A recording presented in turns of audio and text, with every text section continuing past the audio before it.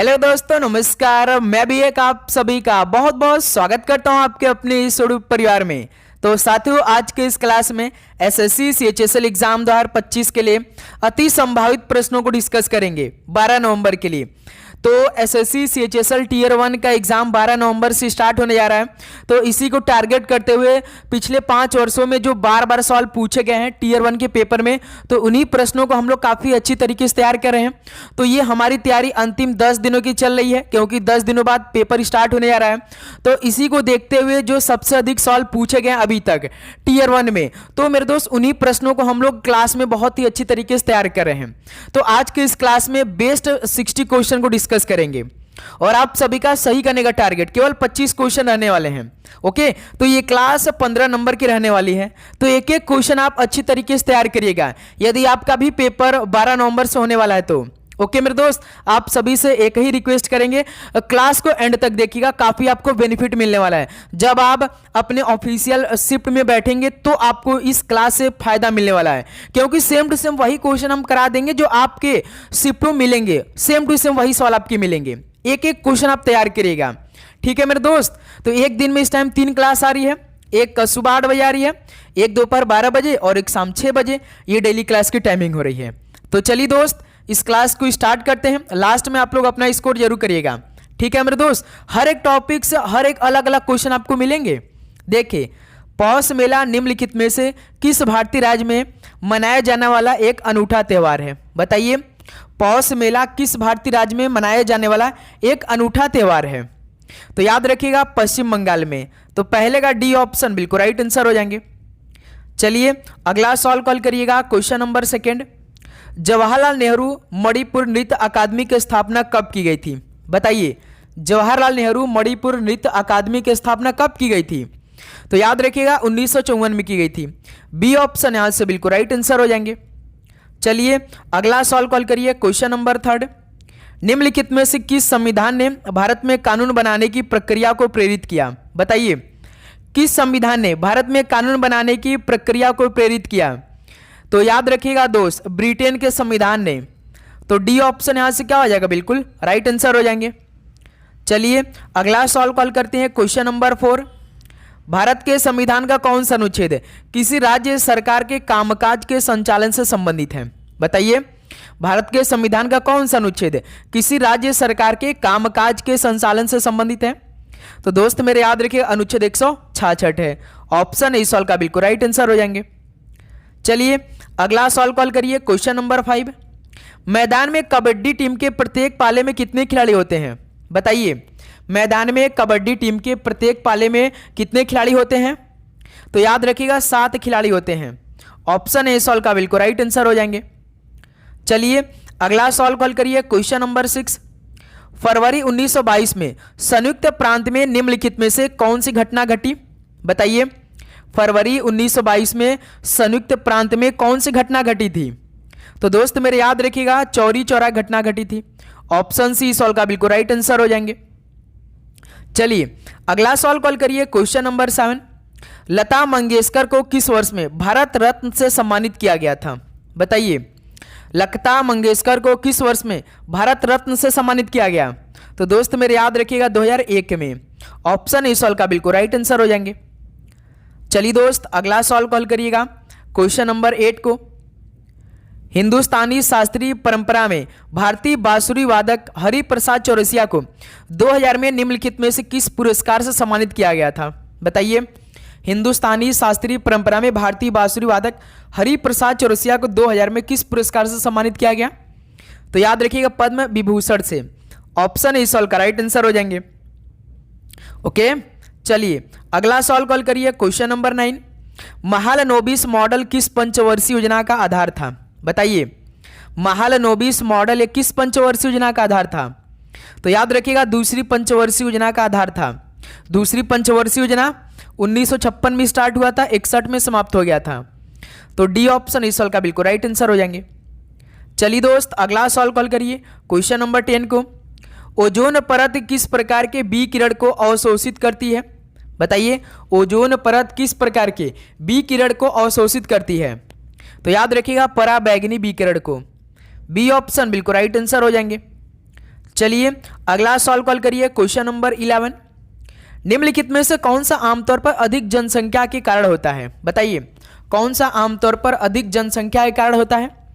तो याद रखिएगा भूमि और अन्य नवीकरणीय संसाधनों पर दबाव। तो बी ऑप्शन इस सॉल्व क्या हो जाएगा, बिल्कुल परफेक्ट आंसर हो जाएंगे। चलिए दोस्त अगला सॉल्व कॉल करिए क्वेश्चन नंबर 12। निम्नलिखित में से किस वर्ष में भारत ने आईसीसी क्रिकेट विश्व कप टूर्नामेंट की मेजबानी नहीं की?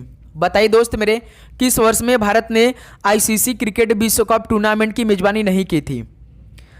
तो साथ ही याद रखिए 2011 में किया था, 1987 में किया, 1996 में किया था, लेकिन 1983 में इंग्लैंड देश में हुआ था।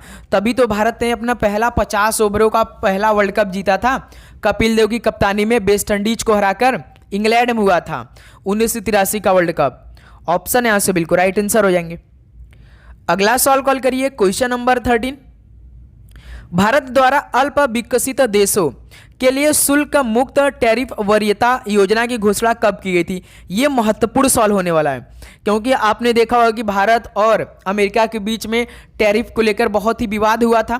ट्रंप ने कुछ चार्ज बढ़ा दिया था टैरिफ के मामले में भारत पर, तो इसी को देखते हुए यह सवाल अति महत्वपूर्ण होने वाला है। बताइए भारत द्वारा अल्प विकसित देशों के लिए शुल्क मुक्त टैरिफ वरीयता योजना की घोषणा कब की थी, किस वर्ष में? तो याद रखिए 2008 में की थी। ऑप्शन सी बिल्कुल राइट आंसर हो जाएंगे।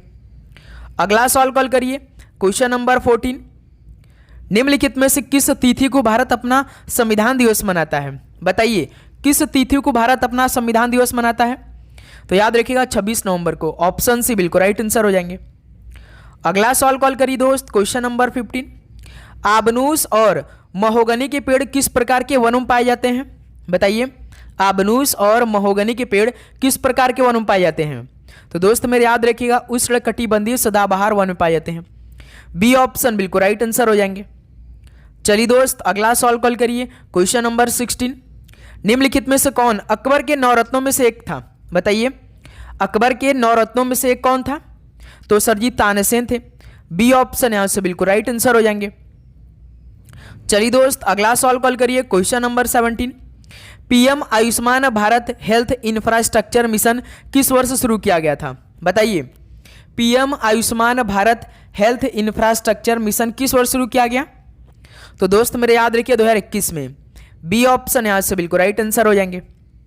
चलिए दोस्त अगला सवाल कॉल करिए क्वेश्चन नंबर 18।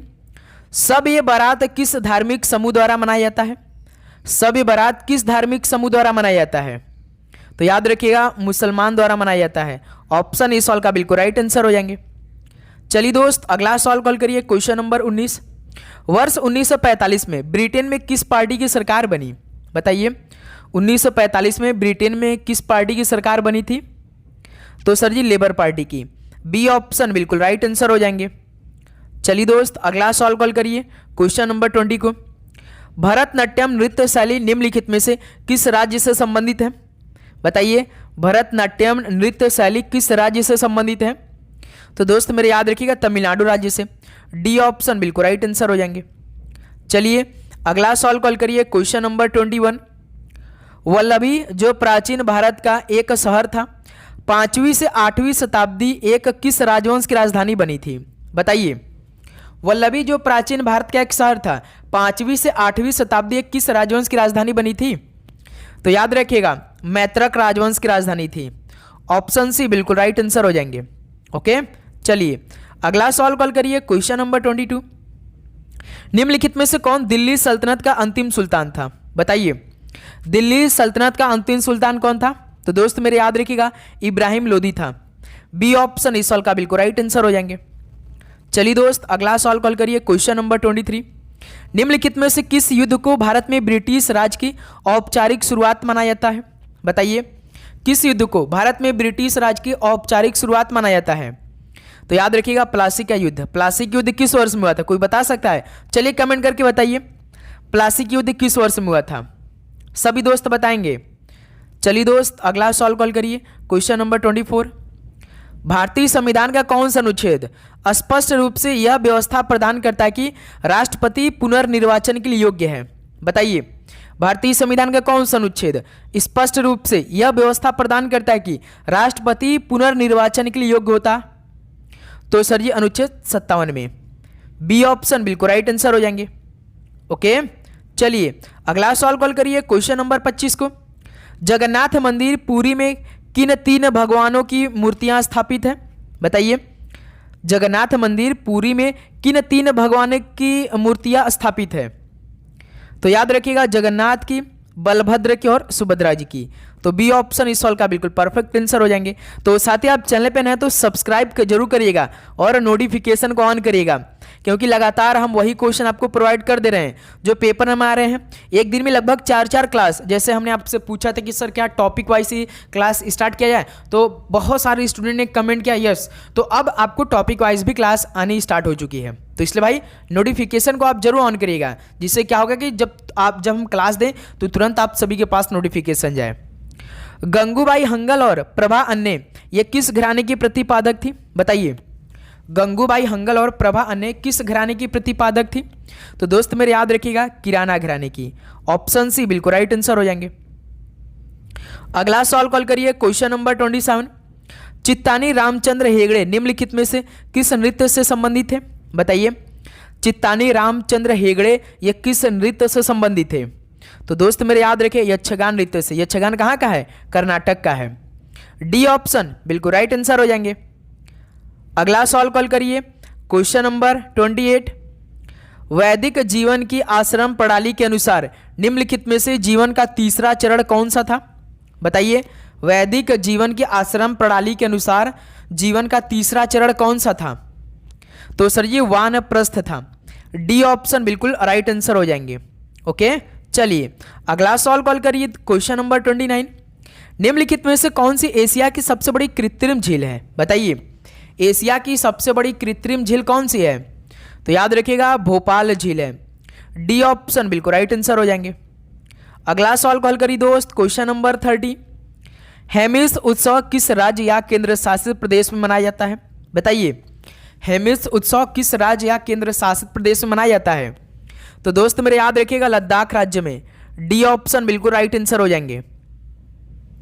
अगला सवाल कॉल करिए दोस्त क्वेश्चन नंबर 31।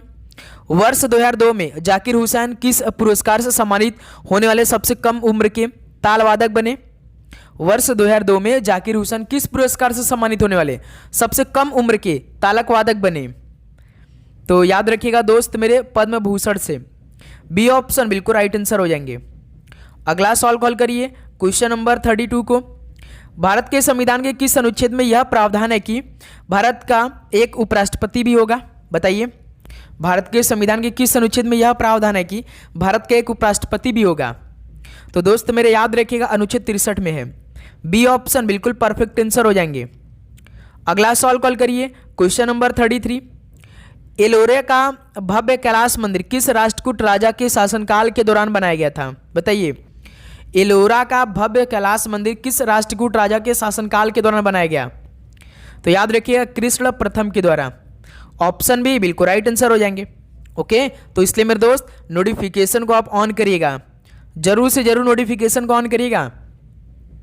देखिए 1857 की सिपाही विद्रोह के संदर्भ में निम्नलिखित में से किस तारीख को मेरठ के सैनिकों ने दिल्ली के लिए यात्रा शुरू की थी? बताइए, 1857 के सिपाही विद्रोह के संदर्भ में किस तारीख को मेरठ के सैनिकों ने दिल्ली के लिए यात्रा शुरू की थी? तो दोस्त मेरे याद रखिए 10 मई से। डी ऑप्शन बिल्कुल राइट आंसर हो जाएंगे। ओके, चलिए अगला सवाल कॉल करिए क्वेश्चन नंबर 35। वे जीव जिनमें निश्चित केंद्रक या अंगक नहीं होते उन्हें किस जगत में वर्गीकृत किया जाता है? बताइए, वे जीव जिनमें निश्चित केंद्रक या अंगक नहीं होते हैं उन्हें किस जगत में वर्गीकृत किया जाता है? तो याद रखिएगा मोनेरा जगत में वर्गीकृत किया जाता है। डी ऑप्शन बिल्कुल राइट आंसर हो जाएंगे। अगला सवाल कॉल करिए क्वेश्चन नंबर 36। एक एथलीट द्वारा फेंका गया भाला किस गति में होता है? एक एथलीट द्वारा जो फेंका गया भाला होता है वो किस गति में होता है? तो याद रखिए वक्रीय गति में होता है। बी ऑप्शन बिल्कुल राइट आंसर हो जाएंगे। चलिए दोस्त अगला सवाल कॉल करिए क्वेश्चन नंबर 37। पूर्वांचल हिमालय में निम्नलिखित में से कौन सा शामिल नहीं है? बताइए, पूर्वांचल हिमालय में कौन सा शामिल है, यानी कौन सा श्रृंखला या पहाड़ियां? तो दोस्त मेरे याद है कि पीर पंजाल पर्वत श्रृंखला ये पूर्वांचल हिमालय में शामिल नहीं है। ऑप्शन यहाँ से बिल्कुल राइट आंसर हो जाएंगे। चलिए दोस्त अगला सवाल कॉल करिए, क्वेश्चन नंबर 38। भारत ने हॉकी में ओलंपिक में अपनी शुरुआत किस वर्ष की थी? बताइए, भारत ने हॉकी में ओलंपिक में अपनी शुरुआत किस वर्ष की थी? तो दोस्त मेरे याद रखिए 1928 में। ऑप्शन यहाँ से राइट आंसर हो जाएंगे। चलिए क्वेश्चन नंबर 39 कॉल करिए। बुद्धदेव दास गुप्ता निम्नलिखित में से किस संगीत वाद्य यंत्र को बजाने के लिए प्रसिद्ध है? बताइए, बुद्धदेव दास गुप्ता किस संगीत वाद्य यंत्र को बजाने के लिए प्रसिद्ध है? तो याद रखिएगा सरोद के लिए। डी ऑप्शन बिल्कुल राइट आंसर हो जाएंगे। अगला सवाल कॉल करिए, क्वेश्चन नंबर 40। भारत की जनगणना 2011 के अनुसार भारत में पुरुष एवं महिला साक्षरता दर के बीच कितना अंतर है? बताइए, भारत की जनगणना 2011 के अनुसार भारत में पुरुष एवं महिला साक्षरता दर के बीच में कितना अंतर है? तो दोस्त मेरे याद रखिए 16.68% है। ऑप्शन इस सवाल का बिल्कुल राइट आंसर हो जाएंगे। ओके, चलिए क्वेश्चन नंबर 41 कॉल करिए। विनिमय के माध्यम के रूप में माल का उपयोग किस प्रकार के विनिमय में किया जाता है? बताइए, विनिमय के माध्यम के रूप में माल का उपयोग किस प्रकार के विनिमय में किया जाता है? तो वस्तु विनिमय के रूप में। डी ऑप्शन यहां से बिल्कुल राइट आंसर हो जाएंगे। चलिए दोस्त अगला सवाल कॉल करिए, क्वेश्चन नंबर 42। भारत में प्रो कबड्डी लीग की स्थापना निम्नलिखित में से किस वर्ष में की गई थी? बताइए, भारत में प्रो कबड्डी लीग की स्थापना किस वर्ष में की गई थी? तो दोस्त मेरे याद रखिएगा 2014 में। बी ऑप्शन यहां से बिल्कुल राइट आंसर हो जाएंगे। अगला सवाल कॉल करिएगा, क्वेश्चन नंबर 43। गणगौर महोत्सव, पुष्कर मेला, नागौर मेला और उर्स मेला ये किस राज्य के लोकप्रिय मेले और महोत्सव है? भाई गणगौर महोत्सव तो आप जानते हैं, और किसी पुष्कर मेला भी आप जानते हैं। बिल्कुल सर जी, ये तो राजस्थान में लोकप्रिय मेले और महोत्सव मनाए जाते हैं। तो इस सवाल का बी ऑप्शन बिल्कुल राइट आंसर हो जाएंगे। अगला सवाल कॉल करिए दोस्त मेरे, क्वेश्चन नंबर 44। राज्य विधानसभा में धन विधेयक को किसकी पूर्व अनुमति से पेश किया जा सकता है? बताइए, राज्य विधानसभा में धन विधेयक को किसकी पूर्व अनुमति से पेश किया जा सकता है? तो याद रखिएगा राज्यपाल की पूर्व अनुमति से। डी ऑप्शन यहां से बिल्कुल राइट आंसर हो जाएंगे। अगला सवाल कॉल करिए दोस्त, क्वेश्चन नंबर 45। शांति निकेतन की स्थापना किसने और कब की? बताइए दोस्त मेरे, शांति निकेतन की स्थापना किसने की और कब की थी? तो सर जी शांति निकेतन की स्थापना तो रविंद्रनाथ टैगोर ने की, जो कि 1901 में की थी। ऑप्शन यहाँ से राइट आंसर हो जाएंगे। चलिए अगला सवाल कॉल करिए, क्वेश्चन नंबर 46। चंद्र बरदाई की प्रसिद्ध साहित्यिक कृति ये किसमें पृथ्वीराज चौहान की प्रेम कहानी और वीरतापूर्ण कार्यों का उल्लेख है? बताइए, चंद्र बरदाई की कौन सी प्रसिद्ध साहित्यिक कृति है? तो पृथ्वीराज रासो है। ऑप्शन सी बिल्कुल राइट आंसर हो जाएंगे। अगला सवाल कॉल करिए दोस्त, क्वेश्चन नंबर 47। लास्ट में अपना स्कोर जरूर करिएगा। डिजिटल इंडियन मिशन ये किस वर्ष शुरू किया गया? बताइए, डिजिटल इंडिया मिशन किस वर्ष शुरू किया गया? तो याद रखिएगा 2015 में। ऑप्शन सी यहां से बिल्कुल राइट आंसर हो जाएंगे। अगला सवाल कॉल करिए, क्वेश्चन नंबर 48। निम्नलिखित में से कौन सी पहाड़ी पूर्वी घाट में स्थित है? तो दोस्त मेरे कौन सी पहाड़ी पूर्वी घाट में स्थित है? याद रखिएगा सेवरा पहाड़ियां, जो कि पूर्वी घाट में स्थित है। बी ऑप्शन बिल्कुल राइट आंसर हो जाएंगे। अगला सवाल कॉल करिए, क्वेश्चन नंबर 49। निम्नलिखित में से किस गैस से विद्युत प्रवाहित करने पर लाल प्रकाश उत्सर्जित होता है? बताइए, किस गैस से विद्युत प्रवाहित करने पर लाल प्रकाश उत्सर्जित होता है? तो याद रखिएगा नियोन की। ऑप्शन सी यहां से बिल्कुल राइट आंसर हो जाएंगे। चलिए दोस्त अगला सवाल कॉल करिए, क्वेश्चन नंबर 50। जिंक और सल्फ्यूरिक अम्ल की अभिक्रिया से कौन सा उत्पाद निर्मित होता है? बताइए, जिंक और सल्फ्यूरिक अम्ल की अभिक्रिया से कौन सा उत्पाद निर्मित होता है? तो याद रखिएगा जिंक सल्फेट होता है। बी ऑप्शन यहां से बिल्कुल राइट आंसर हो जाएंगे। चलिए दोस्त अगला सवाल कॉल करिए, क्वेश्चन नंबर 51। भारत की जनगणना 2011 के अनुसार कुल जनसंख्या में किशोर जनसंख्या यानी 10-19 वर्ष का प्रतिशत कितना है? बताइए, भारत की जनगणना 2011 के अनुसार कुल जनसंख्या में किशोर जनसंख्या जो कि 10-19 वर्ष का प्रतिशत कितना है? याद रखिएगा 20.9% है। ऑप्शन इस सवाल का राइट आंसर हो जाएंगे। अगला सवाल कॉल करिए, क्वेश्चन नंबर 52। निम्नलिखित में से कौन मुख्य रूप से 1893 में शिकागो में आयोजित की गई विश्व धर्म संसद से संबंधित है? बताइए, मुख्य रूप से 1893 में शिकागो में आयोजित की गई विश्व धर्म संसद से संबंधित है। तो सर जी स्वामी विवेकानंद जी ने। यहीं से तो भाई बहुत तगड़ा भाषण दिया था। चलिए अगला सवाल कॉल करिए, क्वेश्चन नंबर 53। खुल्लम किस राज्य का प्रसिद्ध नृत्य है? बताइए, खुल्लम किस राज्य का प्रसिद्ध नृत्य है? तो ये मिजोरम राज्य का है। डी ऑप्शन यहां से बिल्कुल राइट आंसर हो जाएंगे। अगला सवाल कॉल करिए, क्वेश्चन नंबर 54। त्रिशूरपुरम किस राज्य में मनाया जाने वाला प्रसिद्ध मंदिर उत्सव में से एक है? बताइए, त्रिशूरपुरम किस राज्य में मनाए जाने वाले प्रसिद्ध मंदिर उत्सव में से एक है? तो सर जी त्रिशूरपुरम तो केरल में मनाया जाता है ना मेरे दोस्त। डी ऑप्शन यहाँ से राइट आंसर हो जाएंगे। चलिए दोस्त अगला सवाल कॉल करिए, क्वेश्चन नंबर 55। भारत ने एथलेटिक्स में अपना पहला विश्व चैंपियनशिप पदक कब और कहाँ जीता था? बताइए, भारत ने एथलेटिक्स में अपना पहला विश्व चैंपियनशिप पदक कब और कहाँ जीता? याद रखिएगा 2003 फ्रांस में। तो सी ऑप्शन इस सवाल का राइट आंसर हो जाएंगे। ओके, चलिए अगला सवाल कॉल करिए दोस्त, क्वेश्चन नंबर 56।